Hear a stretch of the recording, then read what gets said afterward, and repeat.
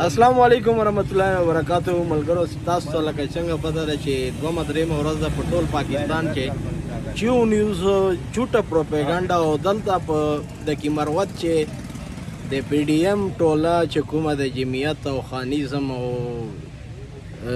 میکس اچار چې کوم دی شیر افضل خان ورور خالد لطیف خان په حواله سره چې کوم جوټه افوا پیلاو کوي چې منیسټری شکایت عمران خان ته د علي امین غنډپور صاحب بیان واروي او تازه بیان چې پاغه ولې صلی علي امین غنډپور صاحب چوي دا هغه مخالفین دي چې قسم شیر افضل خان باندې پیلا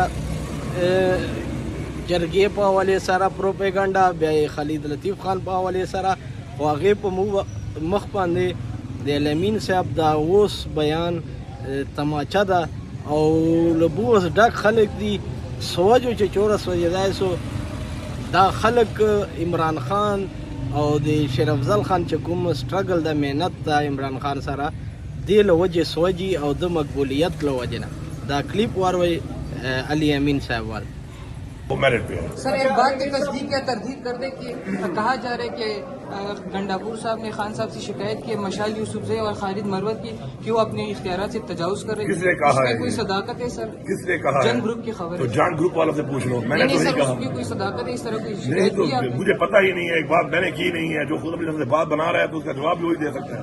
अली अमीर साहब ये बता रहे हैं कि आप कोई बड़ी कार दे सकते हैं।